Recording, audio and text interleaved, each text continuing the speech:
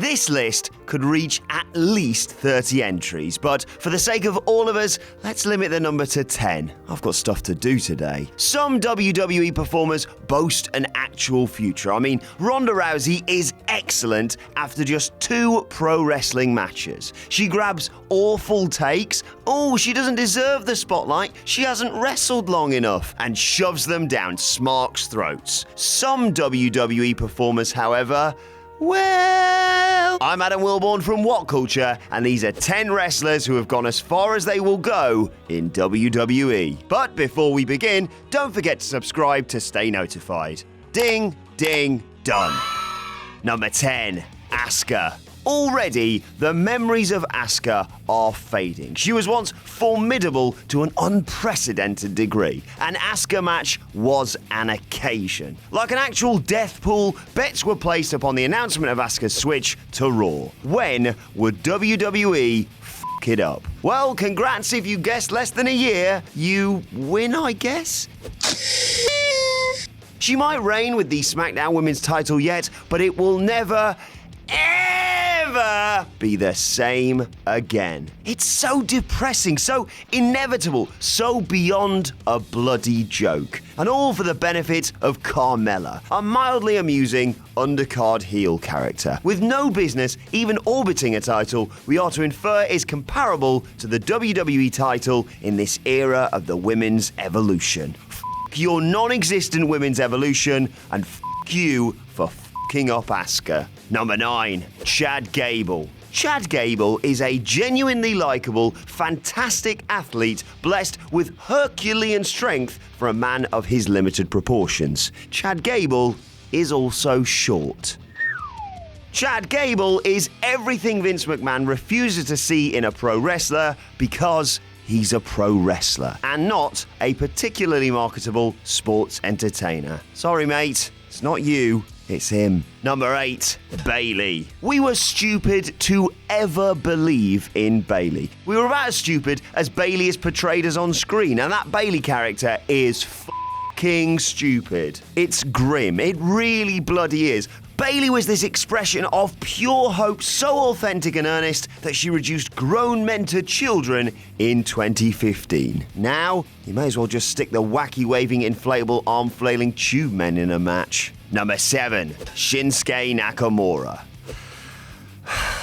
I'm going to say something I'm not proud of right now. Shinsuke Nakamura peaked on the night he debuted. I bloody love that mad bastard, but it's true. Yes, his mischievous heel shithouse act is a pure delight. His appearances are the highlight of a not at all bad SmackDown product of 2018, and yet Shin is a perennial world title match loser whom WWE have cooled on at his hottest. Get ready for Shinsuke Nakamura anti-American heel forever. Number 6, Bobby Roode.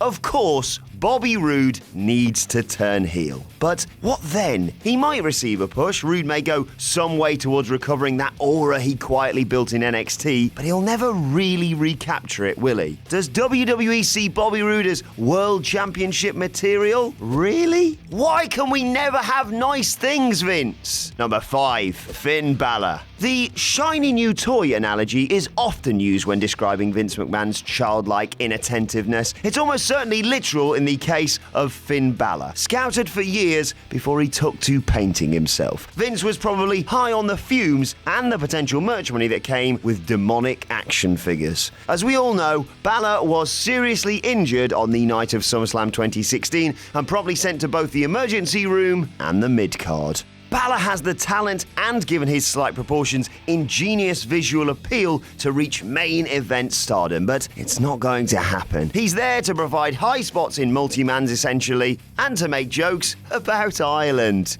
Top of the morning to you. Number 4, The Revival.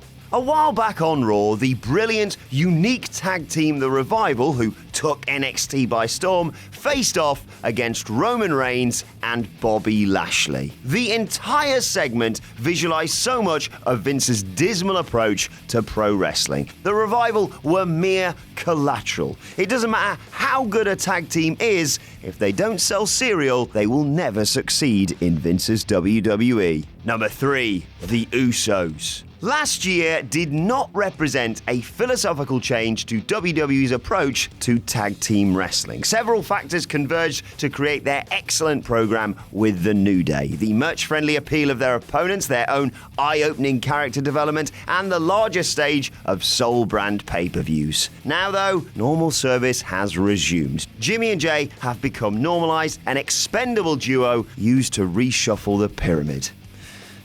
It was good while it lasted, and at least you don't have to do the hacker anymore, eh, lads? Number 2, Woken Matt Hardy. Mission accomplished! What mission was that, I hear you ask? Well, the mission was simple. Derive both Impact Wrestling and Ring of Honor of an act that made far too much noise for WWE's liking. Vince McMahon was actually evidently reluctant to present the closest version of the character on Raw. Through the conduit of Michael Cole, he f***ing apologized ahead of the Ultimate Deletion. Never apologize for the chair of wheels. With the rights to the gimmick secured, WWE have given us the following: lots of deranged laughter, an obligatory piano theme, more laughter, and a diluted version of Hardy's genuine broken brilliance, which, I repeat, they apologized for and mock at every opportunity. You may as well call him Token Matt Hardy. Number 1, Kevin Owens. Here's how it works. A star debuts to reasonable fanfare, having been promoted from NXT. That star receives a push, and that star is then bandied about the TV show with no long-term focus. His integrity shifting in symmetry with the storylines. Very quickly, they become faces in the crowd. Kevin Owens, ladies and gentlemen. His range as a performer is impressive. He mugged throughout his reign with the Universal Championship, aided by the wonderful chemistry he shared with Chris Jericho. That was his turn, though, and that turn is over. You don't get another go unless your name rhymes with Bowman Baines. He was WWE's Joe Pesci, not the Home Alone version, mind, at his sinister, passive-aggressive best. A figure awkward and dreadful to be around. Now, though, he stands on a ladder and shouts when he's interrupted. There isn't a more perfect summary of where he is now than this shot from Raw recently. He's literally been shit-canned.